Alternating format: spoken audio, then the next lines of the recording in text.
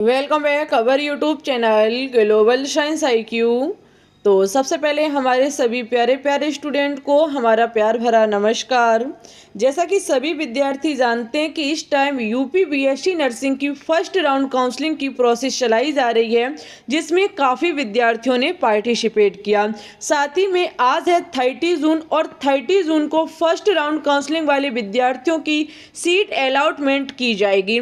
जैसे ही seat allotment letter को लेकर के कोई भी नया नोटिस जारी किया जाएगा, वैसे ही हमारे इस चैनल के माध्यम से आपको सबसे पहले जानकारी दी जाएगी।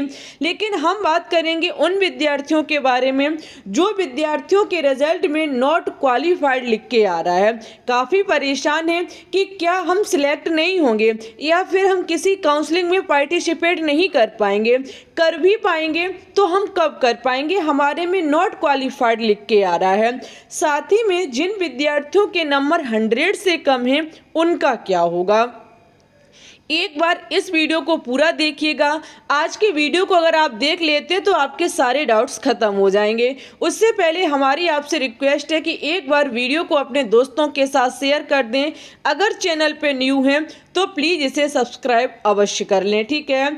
सबसे पहले हम आपको छोटा सा नोटिस दिखाना चाहेंगे जो कि यूपी बीएससी नर्सिंग की वेबसाइट पर दिया गया है। इसमें लिखा हुआ है the minimum qualify criteria of entrance test to admission to BSc nursing is as under. यानी कि उन्होंने कह रखा है कि जो जनरल वाले विद्यार्थी हैं अगर उनके 100 से ज़्यादा नंबर आए हुए हैं तो वो क्वालिफाई माने जाएंगे, यानी कि वो काउंसलिंग में पार्टिसिपेट कर पाएंगे। ऐसे ही जनरल पीडब्ल्यूडी वालों के 90 से अधिक नंबर होने चाहिए और SC ST OBC वालों के 80 से ज़्यादा नंबर होने चाहिए। अगर आपके इतने नंबर हैं तो आप क्वालिफाई माने जाएंगे, आप काउंसलिंग में पार्टिसिपेट कर पाएंगे। जो यूपी बीएससी नर्सिंग का रिजल्ट निकला हुआ है, जिन विद्यार्थियों के नंबर इससे ज़्यादा, जैसे SC ST OBC वालों के 80 से ज़्यादा नंबर हैं, तो उनके रिजल्ट में लिख कर के आ रहा है कि आप क्वालिफाई हैं, काउंसलिंग कराने के लिए आप क्वालिफाई हैं, आप काउंसलिंग करा सकते हैं।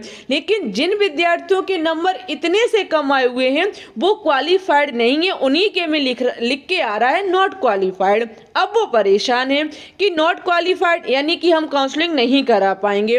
तो देखिए, जो ये क्राइटेरिया दिया गया है ये ओनली ऑन फर्स्ट राउंड वालों के लिए दिया गया है। ये क्राइटेरिया जो है वो फर्स्ट राउंड काउंसलिंग वाले विद्यार्थियों के लिए है। जिन विद्यार्थियों के इसके आसपास नंबर है, यानी कि 100 है या 100 से ज़्यादा है, 90 या 90 से ज़्यादा, 80 या 80 से ज़्यादा हैं, तो वो ही फर्स्ट राउंड काउंसलिंग में पार्टिसिपेट कर पाएंगे। अब देखो, होगी सेकंड राउंड काउंसलिंग, उसके बाद होगी मॉप अप राउंड काउंसलिंग। उसमें होगा क्या कि अगर ज़्यादा सीटें बचती हैं तो फिर ये जो मिनिमम क्वालिफाई क्राइटेरिया है वो चेंज कर दिया जाएगा, जिसमें होगा क्या कि जनरल वाले विद्यार्थियों के जो 100 हैं उसमें से 90 कर दिए जाएंगे, जनरल पीडब्ल्यूडी वालों के 85 कर दिए जाएंगे, जनरल पीडब्ल्यूडी वालों के यानी कि 45 से 85 कर दिए जाएंगे या 80 कर दिए जाएंगे, और SC ST OBC को लगभग 60 और 70 के समथिंग कर दिया जाएगा। यानी कि अगर सीटें बचती हैं तो ये जो मिनिमम क्वालिफिकेशन क्राइटेरिया है वो चेंज कर दिया जाएगा। ओके, जहाँ पे होगा क्या कि बेशक आपके उस पर नॉट क्वालिफाइड लिख के आ रहा है, लेकिन फिर भी आप सेकंड राउंड काउंसलिंग या मॉप अप राउंड काउंसलिंग में पार्टिसिपेट कर पाएंगे। ओके, दूसरी बात, जिन विद्यार्थियों के नंबर 60 के आसपास हैं वही विद्यार्थी, मेन चीज़ है कि मॉप अप राउंड काउंसलिंग तक पार्टिसिपेट कर पाएंगे। अगर आपके 60 से कम नंबर हैं तो शायद आपको कोई भी चांस नहीं दिया जाएगा। यानी कि हर ईयर होता क्या है कि 60 के समथिंग वाले विद्यार्थी लिए जाते हैं, उन्हें प्राइवेट कॉलेज मिल जाता है। जैसे SC ST PWD वाले विद्यार्थी जो हैं उन्हें मिल जाता है, प्राइवेट कॉलेज मिल जाता है, लेकिन 60 से कम वाले विद्यार्थियों का कोई चांस नहीं है। तो आप लोग ऐसा करिएगा, जिनके 60 से कम नंबर आए हुए हैं वो आगे तैयारी करना स्टार्ट कर दीजिए नेक्स्ट ईयर फॉर्म को भर दीजिएगा। ठीक है, तो ध्यान रखिएगा नॉट क्वालिफाइड वाले विद्यार्थी आगे मॉप अप राउंड काउंसलिंग तक इंतजार करना। हो सकता है कि मॉप अप राउंड काउंसलिंग में आपको भाग लेने का मौका दिया जाए। ठीक है, ऐसा नहीं है कि आप अब काउंसलिंग में पार्टिसिपेट नहीं कर पाएंगे। ये जो उनका कहना वेबसाइट पे जो उन्होंने नोटिस जारी किया उसके अकॉर्डिंग फर्स्ट राउंड काउंसलिंग के लिए ये नॉट क्वालिफाइड और क्वालिफाइड का ऑप्शन जारी किया गया है। ओके, अब हम बात करेंगे कि 100 से कम वाले विद्यार्थियों को कम मौका मिलेगा। देखो, जिनके 100 से कम है नंबर या 80 से कम है उनके में नॉट क्वालिफाइड लिख के आ रहा है। तो मैंने बता दिया है कि आप मॉप अप राउंड काउंसलिंग में पार्टिसिपेट करिएगा तो बेहतर रहेगा।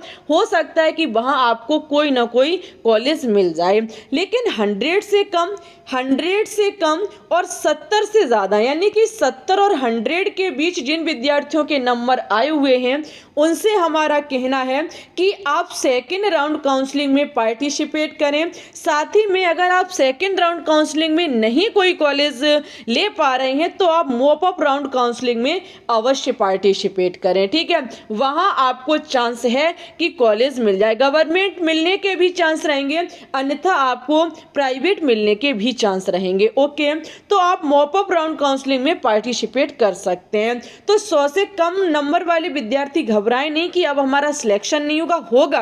पिछली ईयर भी 60 के समथिंग वाले विद्यार्थियों का सिलेक्शन हुआ था, तो आपका भी होगा, लेकिन थोड़ा धैर्य बना के रखिएगा।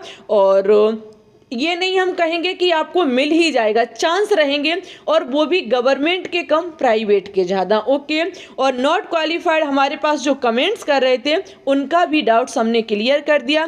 नॉट क्वालिफाइड वाले आगे चल के हो सकता है कि आप भाग ले पाए, भाग तो ले लेंगे, हो सकता है कि आपको सीट मिल जाए। ओके, कहीं आपको कॉलेज मिल जाए, मौका तो मिलेगा। 60 से ऊपर और 100 से नीचे वाले विद्यार्थियों को भी मौका दिया जाएगा। आप लोगों को अगर सारे डाउट्स क्लियर हुए हो तो प्लीज़ वीडियो को लाइक कर दें, दोस्तों के साथ शेयर कर दें। चैनल पे न्यू हैं तो इसे सब्सक्राइब कर लें। आप टेलीग्राम चैनल को ज्वाइन कर सकते हैं, हमें इंस्टा पे भी फॉलो कर सकते हैं। मिलेंगे किसी न्यू इन्फॉर्मेशन के साथ, तब तक के लिए धन्यवाद।